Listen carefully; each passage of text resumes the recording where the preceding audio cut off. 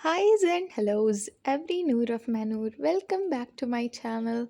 Today I'll be sharing with you my 2024 and 2025 experience.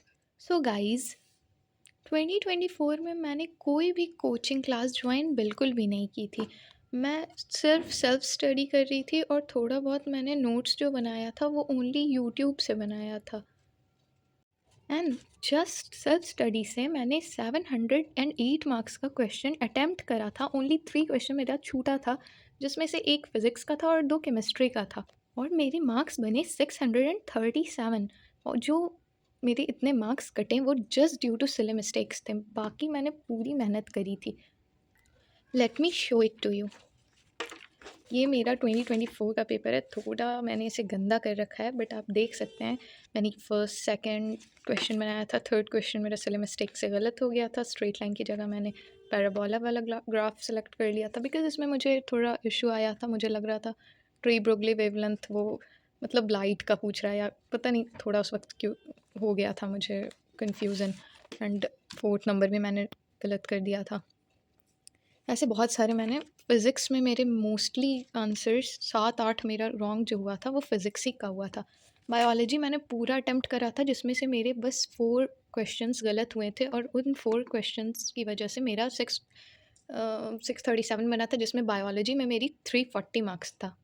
सबको जब आकर के बताया सभी बहुत खुश थे, मैं खुद बहुत खुश थी। इतना मुझे एक्साइटमेंट था। जब मैं 708 मार्क्स का अटेम्प्ट करके आई थी, तभी मैंने सोच लिया था कि अब तो मेरा सिलेक्शन पक्का है। हर तरफ से मैंने बता दिया, सब तरफ से कॉन्ग्रेचुलेशंस आने लगा पहले ही। अभी रिज़ल्ट नहीं आया, अनएक्सपेक्टेड रिज़ल्ट का तो मैंने सोचा ही नहीं था। चलो अब आपको एक रियलिटी चेक देती हूँ। रियलिटी चेक ये है कि अगर आपका सिलेक्शन नहीं हुआ है, फिर आपने 651 लाया था मार्क्स या 160 मार्क्स लाया था, कोई फ़र्क नहीं पड़ता है। आपको तो लोग के ताने मिलेंगे ही। आपने घर में बैठ कर के क्या पढ़ाई करी भी थी सारे साल? आपने पूरे साल बेफालतू पढ़ाई करी थी? आपने मेहनत नहीं करी थी? ताने तो मिलने ही हैं। खैर, और जब सेल्फ स्टडी की बात आती है, तो सेल्फ स्टडी आपने इतना करके भी 637 लाया, जो कि बहुत बड़ी बात थी। उस वक्त 652 चला गया था कट ऑफ, वो अलग बात है, बट उतना मार्क्स लाना भी बहुत बड़ी बात है। स्टिल लोग तो यही बोलेंगे कि कोई कोचिंग ज्वाइन नहीं की थी, कोई बड़ा इंस्टीट्यूट कर लेती ज्वाइन तो एकदम सिलेक्शन पक्का था। अब मुझे जो मेरी गलती हुई थी, जो मेरा सिली मिस्टेक्स था, वो जस्ट सिली मिस्टेक था। ऐसा नहीं था कि मुझे वो आता नहीं था। और 2024 का पेपर तो फिर भी कंपैरेटिवली 2025 से बेटर था। ये तो सबको पता है, बहुत अच्छा था। 25 में तो खैर क्या ही हुआ। 2024 मेरा खैर से अच्छा गया था, बट फिर भी मैंने रिज़ल्ट के बाद अपना मूड बनाया कि नहीं, अब मैं 2025 दूँगी। जबकि मुझे डेंटल में जामिया में भी एडमिशन मिल रहा था, क्योंकि उतना बुरा भी मार्क्स नहीं था मेरा। जामिया में डेंटल मिल रहा था मुझे। बट नहीं भाई, इतना मार्क्स लाने के बाद डेंटल लोगी, यही सुन कर के मैंने अपना दिमाग फिर घुमा लिया और सोचा कि चलो भाई, इस बार 637 आए हैं, अगली बार 700 आ जाएगा। एम्स का सपना, जब अच्छे मार्क्स आते हैं तो सपने भी बढ़ जाते हैं, आप तो जानते ही हैं। बट फिर आया 2025 और इसने दिया मुझे रियलिटी चेक कि भाई कहाँ उड़ रही हो हवा में, ये उड़ना तुम्हारा बेफालतू है। 2025 के प्रिपरेशन टाइम भी मैंने कोई कोचिंग ज्वाइन नहीं की, बिकॉज़ मेरा 637 था भाई। मैं तो अपने हवे में थी कि मैं तो कर ही लूँगी सब, मुझे किसी की ज़रूरत ही नहीं है। कॉन्फिडेंस, ओवर कॉन्फिडेंस, मतलब मैं क्या बोलूँ, मेरी गलती भी थी और शायद किस्मत भी था कि 2025 मेरा आया। और एग्ज़ाम सेंटर पे मेरे क्वेश्चन पेपर में 5 मिनट लेट हो गया, और उससे मेरी एंजाइटी लेवल आसमान में चली गई। खैर, किसी तरह अपने आप को कंट्रोल करके मैंने कुछ बनाना स्टार्ट किया। मैंने स्टार्ट बायोलॉजी से किया, और बायोलॉजी जो बनाने में मुझे सिर्फ 40 मिनट्स लगते हैं, वो बनाने में मेरा पूरा सवा घंटा चला गया। Oh great! इसके बाद दिल पे पत्थर रख कर के मैंने सोचा कि चलो कोई ना। और उसमें भी बायोलॉजी में बहुत सारा क्वेश्चन आउट ऑफ सिलेबस की वजह से मेरा दिमाग ऐसे ही घूम गया था कि बहुत क्वेश्चन बायोलॉजी में भी मेरे अच्छे खासे क्वेश्चन छूट गए थे। फिर भी दिल को संभालते हुए मैंने बोला कि नहीं भाई, चलो बायोलॉजी मुश्किल है तो क्या हो गया, फिज़िक्स ईज़ी होगी ज़रूर। वैसे भी मैंने पूरे साल फिज़िक्स ही पढ़ा था, बिकॉज़ 24 में मेरा जो भी सिलेक्शन नहीं हो पाया था 2-3 क्वेश्चन की वजह से, वो जस्ट बिकॉज़ ऑफ फिज़िक्स था। तो मैंने पूरे साल फिज़िक्स पढ़ी थी। अब मैं तो फिर भी सोच रही कि चलो फिज़िक्स आएगा तो मैं तो कर दूँगी, जो भी है मैं देख लूँगी, फ़िज़िक्स मेरा टाइम बचाएगा। बट फिज़िक्स का पहला ही क्वेश्चन इतना टाइम टेकिंग हो गया, बट मैंने बना लिया था। स्टार्टिंग के 4-5 क्वेश्चन मैंने आराम से बनाए थे, थोड़ा टाइम लग रहा था पर बन रहे थे। उसके बाद मेरा मेरा ध्यान गया टाइम की तरफ, जो बचा ही नहीं था। मैंने बोला भाई फ़िज़िक्स रुक जा पहले केमिस्ट्री बना के आती हूँ। फिर मैंने फ़िज़िक्स उतना ही बना कर के छोड़ दिया, उसके बाद केमिस्ट्री बनाने चली गई। केमिस्ट्री में मेरा माशाल्लाह से केमिस्ट्री मेरा अच्छा है और उसमें मेरे अच्छे मार्क्स बन जाते हैं। तो केमिस्ट्री मैंने कर लिया, जिसमें इस बार तो केमिस्ट्री में मेरा 3-4 छूटा होगा मुश्किलों से, और बाकी मेरा बायोलॉजी में छूट गया था, अच्छा खासा छूट गया था। शायद इसलिए भी कि फ़िज़िक्स पे ज़्यादा ध्यान देने की वजह से मैंने बायो पे ध्यान नहीं दिया होगा। अपनी गलती तो है यार, अब क्या बोला जाए।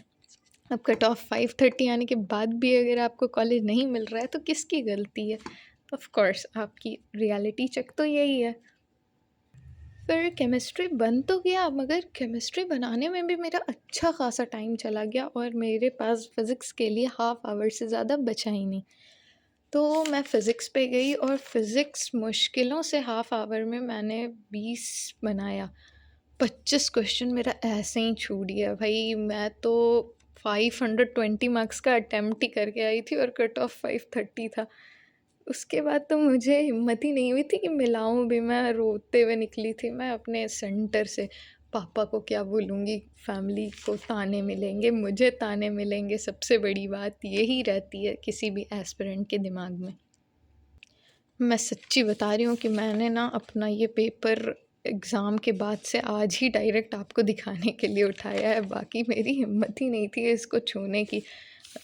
पता नहीं क्या हुआ, कैसे हुआ, किसकी गलती थी? मेरी तो थी ऑफ़ कोर्स, वरना इतने लोगों का सिलेक्शन हुआ, मेरा नहीं हुआ तो ख़ैर। बट मेरे पास ये अब नेक्स्ट टाइम के लिए हिम्मत था ही नहीं कि मैं नेक्स्ट टाइम भी प्रिपरेशन करूँ नीट का। भाई ये 2, पहला वाले ने तो मुझे फिर भी बहुत ज़्यादा स्ट्रेंथ दिया था कि मैं कर लूँगी, बट इसने मेरा दम तोड़ दिया था। I was be like no, I want to quit, but parents कहाँ किसी की सुनते हैं। मेरे पापा को लगा कि नहीं, मैंने 637 लाया था 24 में, इसलिए मैं कर सकती हूँ, आई कैन डू दैट। तो उन्होंने बोला नहीं बेटा, इस बार तू बैच ले ले, शायद तूने बैच नहीं लिया था इस वजह से तेरा सिलेक्शन नहीं हुआ। आई डोंट नो वो ठीक बोल रहे थे या नहीं बोल रहे थे, बट फिर भी मुझ पे थोड़ा बहुत प्रेशर था कि मुझे ड्रॉप लेना ही पड़ेगा। तो मैंने 2 मंथ्स, तो मई में एग्ज़ाम हुआ, उसके बाद से अभी जुलाई यकीन 3.0 लेने तक मैं, मेरे पास खुद का मोटिवेशन ही नहीं था। किसी और के बोलने से मैं थोड़ी ड्रॉप लेकर के पढ़ाई कर सकती थी। वैसे भी मुझे इतना बड़ा रियलिटी चेक मिल चुका था, मेरे 500 टच नहीं कर पाए थे मार्क्स। तो ख़ैर लेना मेरे लिए बहुत मुश्किल था। फिर धीरे-धीरे करके मुझे मोटिवेशन खुद के अंदर से लाना था कि मैं प्रिपेयर करूँगी। ये मोटिवेशन जब तक आपके अंदर से नहीं आएगा, आप बाहर के मोटिवेशनल वीडियोज़ देख कर के कुछ नहीं कर सकते हैं। जब तक आप नहीं सोचेंगे कि हाँ भाई ये सब मुझे करना है, मुझे करना है, NEET is very competitive exam, इसमें 25 लाख स्टूडेंट तो रहते ही रहते हैं। तो आपको जब तक खुद में मोटिवेशन नहीं है, आप किसी के प्रेशर में कोई भी काम नहीं कर सकते। ये तो फिर भी बहुत मुश्किल एग्ज़ाम है। 2 महीने तो मुझे यही मोटिवेशन लाने में चले गए, वरना मैं यकीन 3.0 की जगह यकीन 2.0 भी जॉइन कर सकती थी। उसमें जो टीचर्स थे वो मैं उनसे ज़्यादा इंटरैक्ट कर पाती हूँ। मैंने ऑलरेडी उनसे यूट्यूब सेशंस ले रखे हैं, इसलिए मुझे ज़्यादा इंटरेक्शन था। बट एट लास्ट कोई भी टीचर अच्छे या बुरे नहीं होते हैं। आपकी मेहनत है एवरीथिंग। वो लोग अपना करके चले जाएँगे, लेकिन आपने करना है, जो करना है आपने करना है। What you have to do is be consistent and mock test, I mean. आपका एग्ज़ाम कैसा गया, ये आपके फूफा के अंकल के दादा के पड़ोसी के चचा का बेटा भी आपसे पूछेगा। इनफैक्ट जिसे आप कभी जानते ही नहीं हैं, वो मार्स में रह रहा था, वो भी आके आपसे पूछेगा कि आपका एग्ज़ाम कैसा गया? आपके मार्क्स कितने आए? दूसरों की उँगलियों को इग्नोर करते हुए आप अपनी पढ़ाई पे फ़ोकस करिए। एटलीस्ट इतना तो बोल सकेंगे कि मैंने मेहनत करी है। इस बार मैं नीट फाइनल दे रही हूँ, इसके अलावा मैं मेहनत नहीं कर सकती।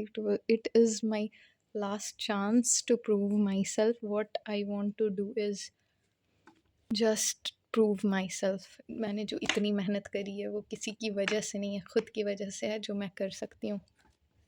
आप लोग भी खुद पे कॉन्फिडेंस रखिए और आप कर सकते हैं। I know that you can do that.